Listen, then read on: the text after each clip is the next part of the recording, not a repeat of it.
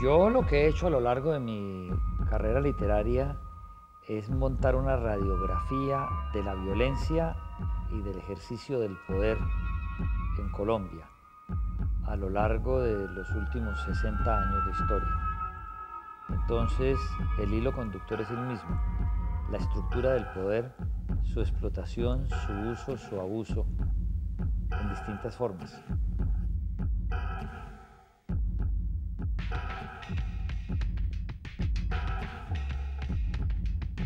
Es un negocio de bandidos. Y lo que tiene uno que hacerse es respetar en la calle. Entonces, esa era la vida aquí en Cali.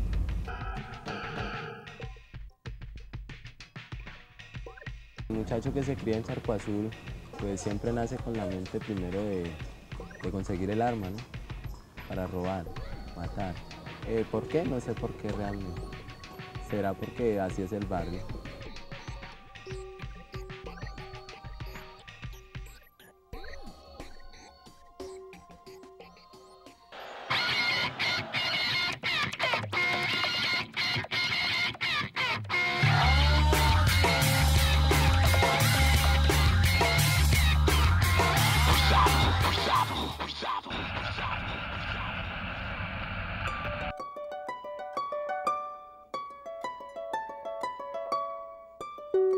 Mire que América Latina es conquistada por españoles.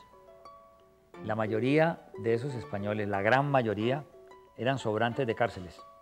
Y como tal, ellos venían aquí a hacer América y a perdonar sus crímenes y a perdonar sus robos. Y aquí llegan asesinos del tamaño de Sebastián de Belalcázar a arrasar con cuando indio había, a preñar cuando india pudieron y a quemar todos los sembrados de los indios, no hacer una colonización y una asimilación.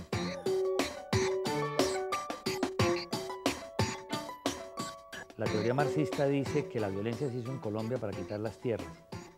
La violencia de esa época no se hizo como la violencia de los narcos ni de los paras ahora, que sí fue para quitar la tierra. Aquí la violencia se dio más que todo por un sentimiento religioso, la fe católica unida al Partido Conservador, y por un sentimiento político. La gente era o el conservador o liberal y odiaba al contrario.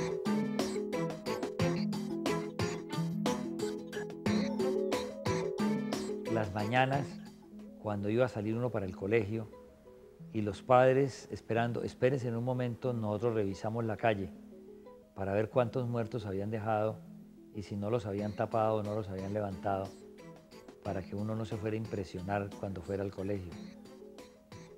Las visitas al cementerio, casi en forma permanente, uniformados. En aquella época le decían a uno usar saco de paño negro, con pantalón blanco, para acompañar a los compañeros del colegio, a quienes les mataban sus padres, sus hermanos, su familia.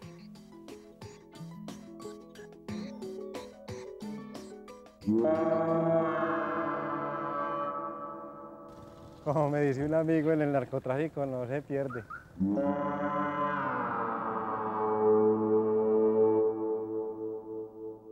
Empecé a trabajar con un muchacho que, como todos, pues habían salido de la nada, de los berracos y atravesados, que se fue para Nueva York cuando estaba jardino y estaba comiéndose un cable, como dicen ellos, y le dieron una oportunidad por allá de ir a cobrar una plata con un bate. Y el hombre, sin saber ni a quién le estaba cobrando y nada, fue y sus batazos y se cobró su plata. Entonces con eso el hombre se cobró su dinero y se ganó el respeto, pues, de la gente allá. Entonces le entregaron más gente para que el hombre la manejara y le entregaron sus bandidos.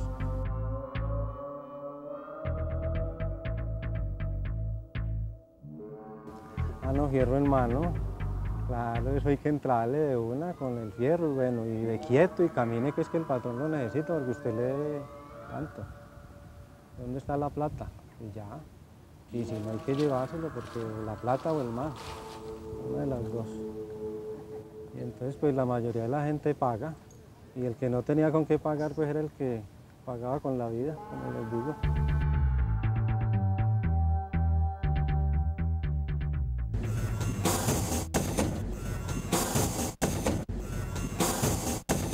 Lo de las pandillas sí es muy diferente. ¿Por qué? Como te digo, ya robamos por nuestros propios medios, matamos por nuestros propios medios. Si nos coge un policía ya nos meten 20, 30 años, 40, lo que esté en la ley, todo nos lo aplican. Yo entro y me robo una plata que son 10, 15 millones de pesos, una nómina. O sea, me coge un policía. Él se quiere comer 8 o 9 y dejarme uno. O si no, no me deja nada y se los come todos para dejarme venir. Si me coge robándome una cicla, si me coge parando un carro para darle un Richie, ¿qué significa? Llevarme lo poquito que tenga ahí rapidito. Eso es un Richie. Él, pues ahí sí, más rápido me lleva para Villanueva, porque dice que soy una rata mierdera. No hacen negocios con ratas mierderas, pero sí hacen negocios con el que se roba la plata. ¿Cómo le sirve uno a los policías? Es consiguiéndoles armas, para ellos encauzar otros que no tienen nada que ver, limpiarse mutuamente. Pues ellos le pagan bien a uno, ¿no? Cuando ellos necesitan matar una rata que los tiene azarados, también lo dicen a uno que les haga el favor, uno se los hace mutuamente. Después viene O sea, pero ellos nunca te van a dar plata a vos. Siempre es que el día que caiga yo te saco. Así es que suceden las cosas con la ley. Los tombos, como le decimos nosotros en el gueto.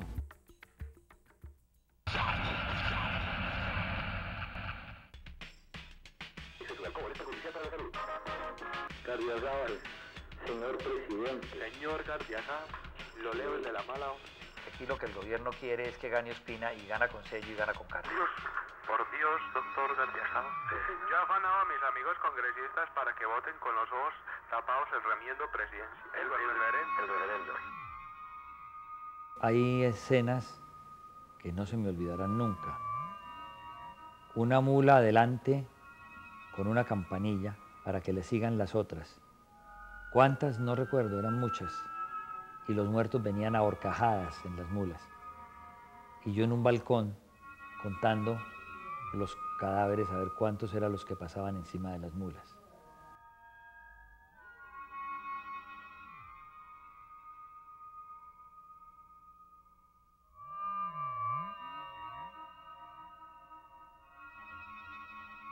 El Partido Conservador estaba en el poder, y estar en el poder era dominar la policía, porque la policía no era una policía nacional, sino una policía municipal.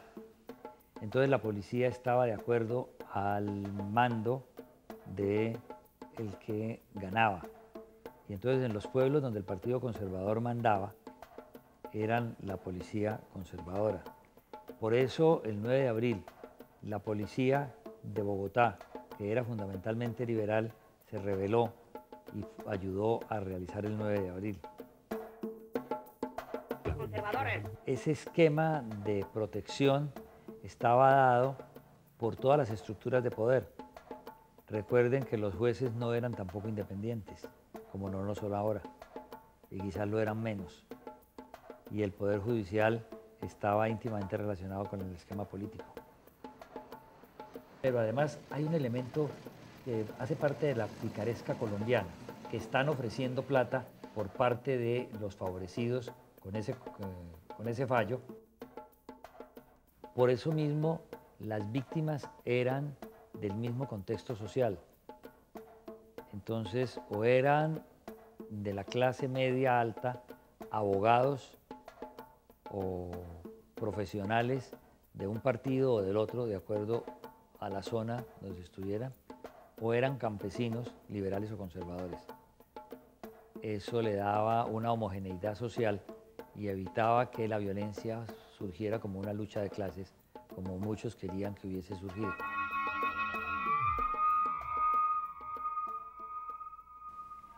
Pero fundamentalmente la garantía la daba el ejército. Entonces, a donde llegaba el ejército era neutral, hasta que Rojas Pinilla lo volvió conservador y lo volvió de su mando. Entonces ahí sí se precipitó completamente la violencia.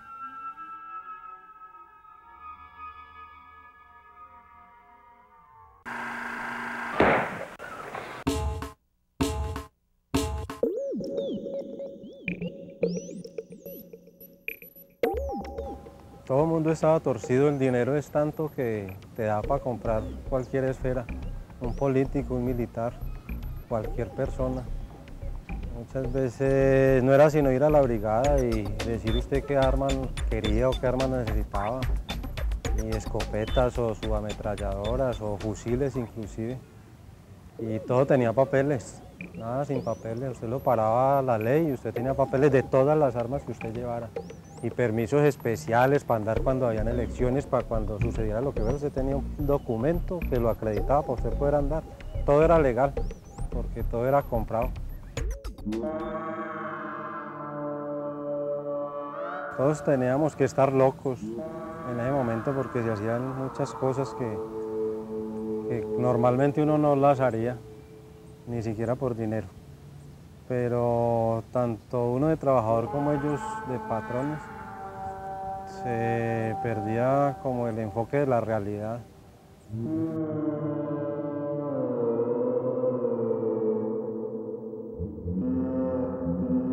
Sucedía muchas veces que subalternos, con la gana de tener el dinero que tenía alguno de los patrones, pues simplemente mataba al patrón y se quedaba con todo lo que era de él, con la esposa, con los hijos y con las propiedades y las rutas.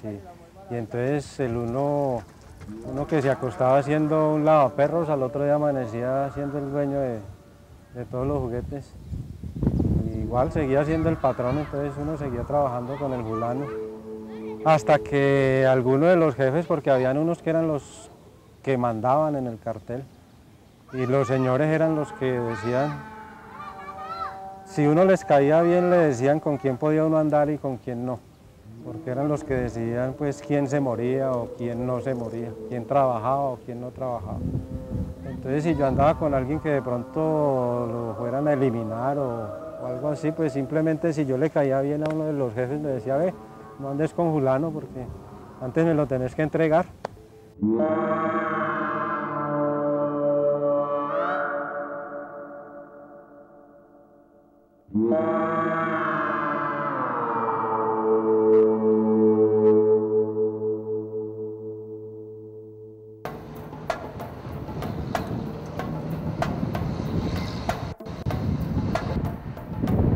Siempre vas a estar señalado solo por vivir en Charco Azul, pero nunca vas a ser visto de un punto de vista como un agente normal. Así vos no seas un ladrón, seas un matón, seas una rata, siempre vas a estar estigmatizado con eso, siempre vas a ser señalado por eso, porque vivís en Charco Azul.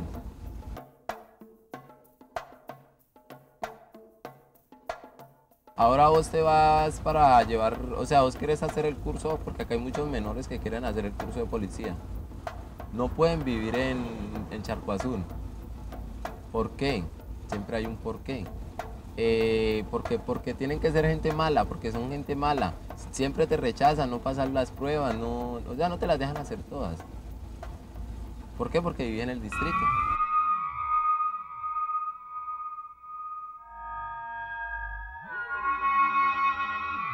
Cuando eso pasa, le toca a uno robar, matar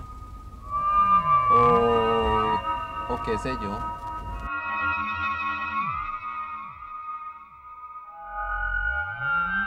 Pues a mí me parece que no hay opciones. La única opción que tiene uno sería levantarse a las 11 de la mañana, salir, coger un taxi, robarlo, parar una moto, robar la moto y hacerse 40.000 pesos, ir a comer, ir a comprarse un buzo. Y la pepa, que no puede hacer falta. Eso es parte de tu comida, ¿no? Si vos sin pepa no sos nada.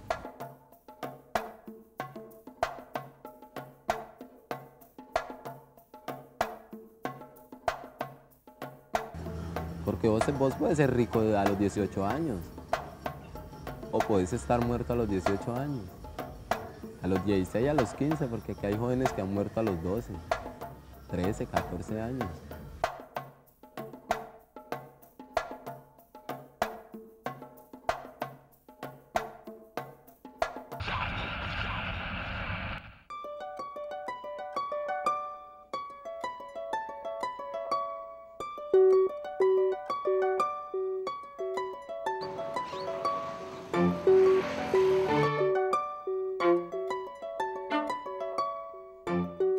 La conciencia colectiva ha existido siempre a favor o en contra de los pueblos.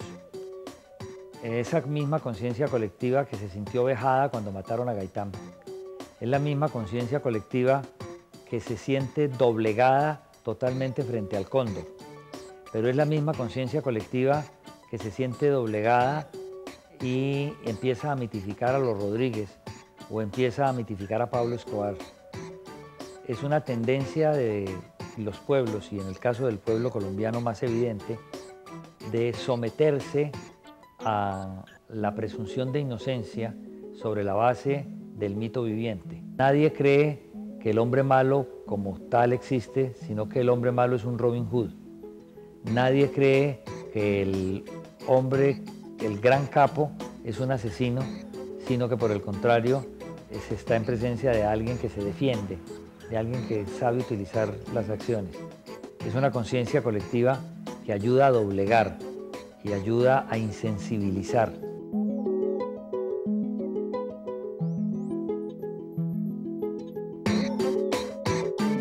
Yo tengo una novela que se llama El último Gamonal, que es sobre la violencia en Trujillo, que tuvo su tinte muy característico, muy paternalista, a través de don Leonardo Espinosa.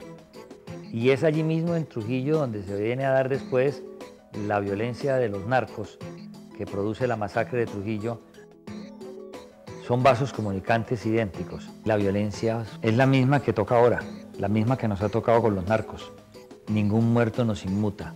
Para cada muerto hay una explicación, para que nadie tome conciencia.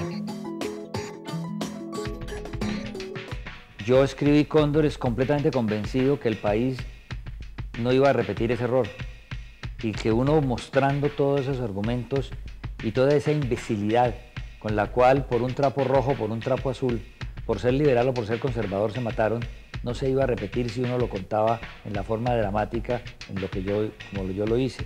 Resulta que perdí el tiempo, porque el país se siguió matando con un pretexto con el otro, ya porque fueran guerrilleros o no lo fueran, ya porque fueran narcos o no lo fueran, ya porque fueran de un grupo o fueran del otro. Siempre por alguna razón nos seguimos matando, nos inventamos la disculpa. Somos un pueblo violento por naturaleza, por genes, como lo he dicho yo.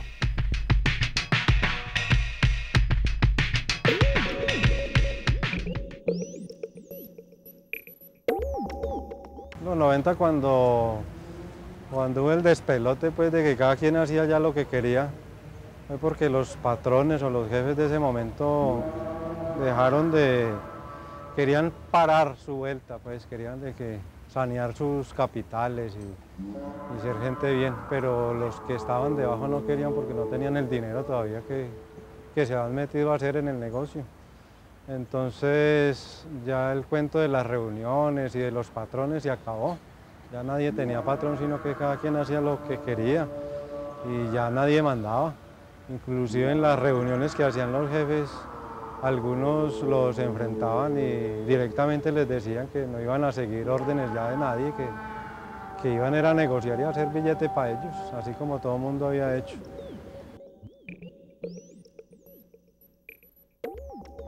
Y entonces creo yo que ahí es donde empieza la guerra pues, definitiva que acabó con el cartel en el Valle, aquí en Cali. Aparte de que los paisas también querían tomar el negocio porque el negocio se les había salido de las manos y lo tenían la gente del Valle. Entonces los paisas querían retomar el negocio también. La justicia que tenemos socialmente para todos es para ellos burlarla o como te decía, es para ellos antes con la justicia tratar de cobijar sus delitos o sus cosas.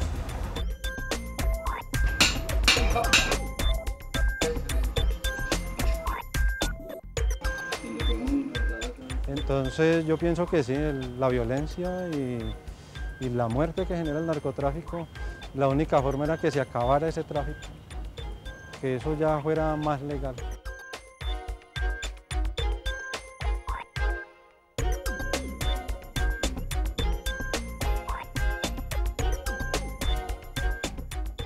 A nosotros nos tocaba el trabajo duro. Había muchos que se la ganaban simplemente porque estaban en una posición en el gobierno o cualquier cosa así. O porque era mi capitán o porque era mi coronel. De resto, todos teníamos era que trabajar y meter el culo.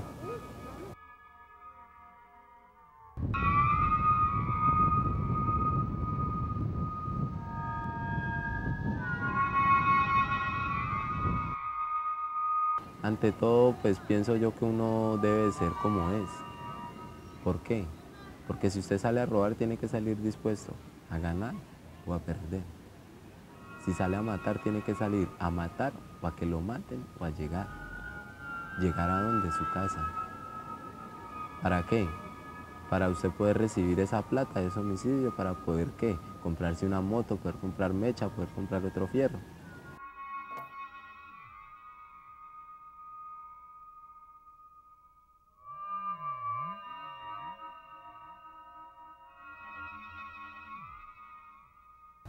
Porque si yo veo un amigo mío en una moto bonita, yo quiero esa moto.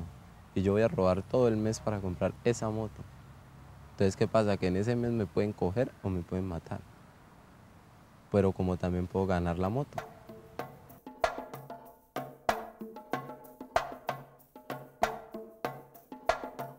O sea, la lógica que funciona entre nosotros es que, o sea, yo mato a un muchacho de Sarre. Yo vivo en Charco Azul.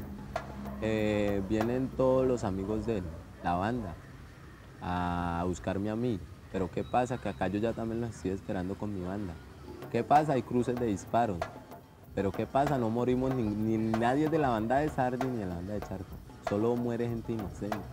¿Por qué? Porque disparamos a la loca. ¿Por qué? Porque nunca buscamos al que es.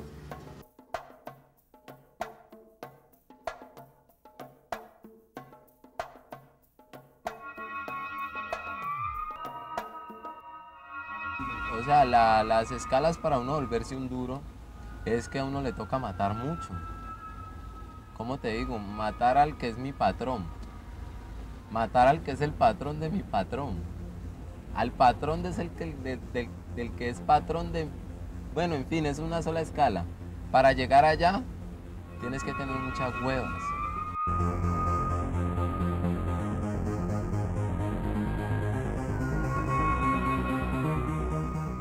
No, la justicia burguesa es igual a la salvación católica, donde se cree que siempre habrá una equidad y habrá alguien que podrá hacer imponer el bien sobre el mal, y que lo que no se consigue en esta vida se consigue en la otra, en el caso de la Iglesia Católica. De manera que ahí no hay más que una compaginación de un par de mentiras que resultan siendo verdades.